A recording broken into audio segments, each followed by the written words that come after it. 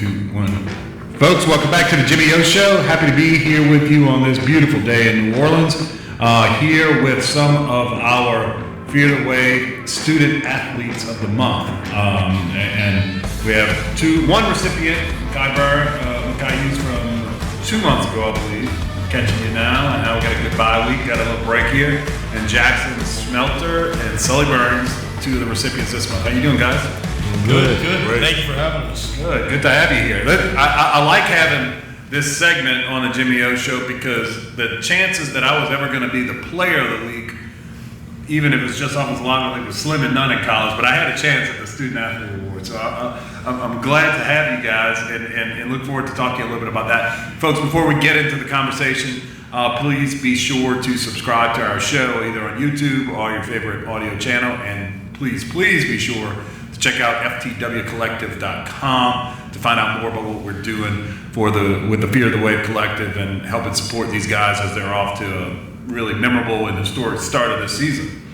All right, guys, sitting here bye week, 7-1, going into Tulsa, about to take the plane at Tulsa. I think when this publishes, it will be, we'll probably be in the air. And so, just how's it been so far? 2 of you are true freshmen. Jackson, you're a sophomore. Yep. How's the experience been so far this year? Honestly, all I can say, from last year to this year, completely different, feel in the locker room, especially. That's what I can really relate it to. Everyone's getting along really well. Everyone loves each other. There's no bad energy in the locker room. Definitely. Obviously, those guys don't know what it was like last year. Sully does a little bit. I think he came a semester early, but January. Yeah, January. But it was, night and day from last year, I would definitely say. Yeah, how's it been, Makhi? How's your college experience been so far? Let's on the football side of things for now. Well, right now, it's the best feeling, being in college and stuff. I came in the summer, teammates and coaches, having our back, give us props and all that.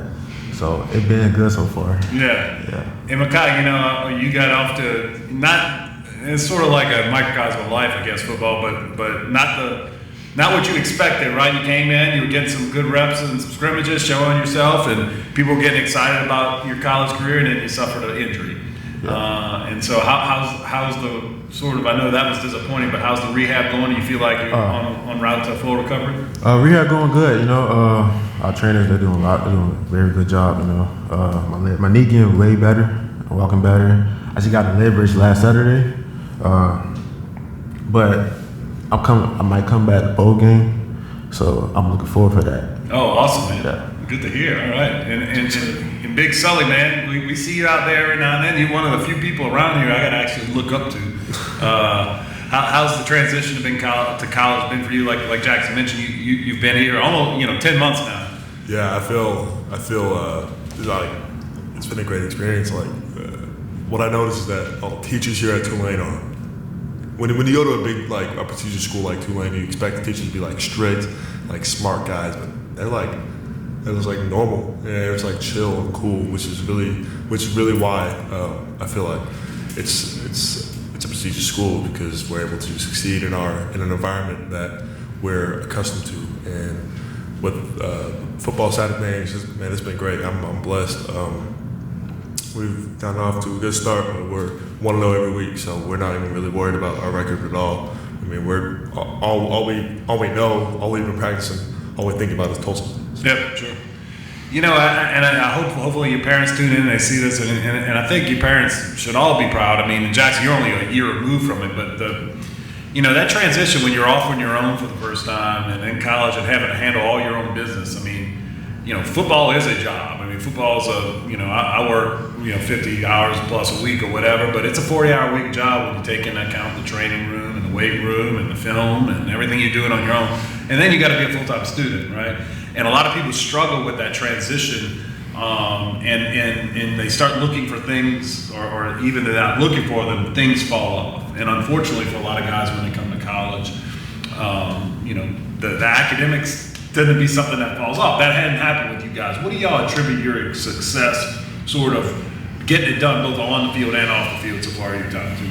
Jackson, start with you. Yeah, I've been working really heavily with my academic guy, Dan Jacobs, who's been really helpful. I mean, they would all say the academic room there is incredible. Destiny, Hannah, the most amazing people.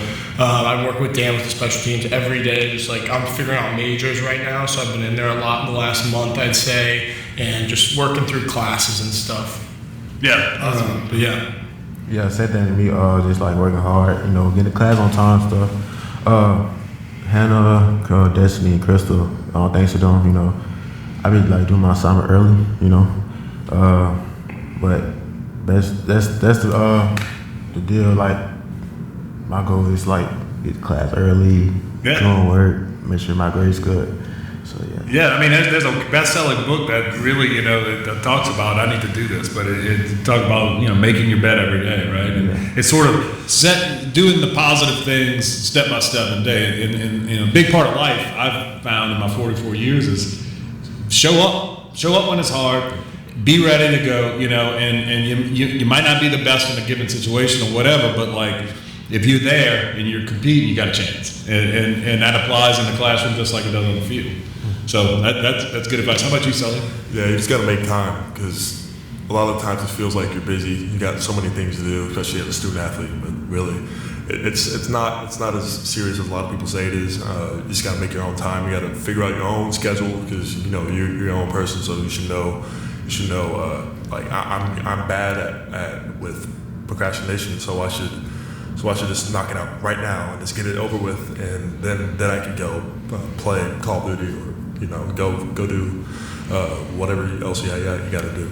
So you just got to make time for it. And also Hannah, Destiny, some of the best humans on this campus, like they help with so much.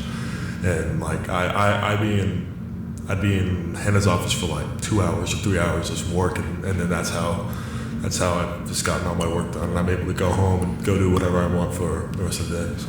Right, and I mean, y'all mentioned it too. I mean, look, sayings like it takes a village or whatever. I mean,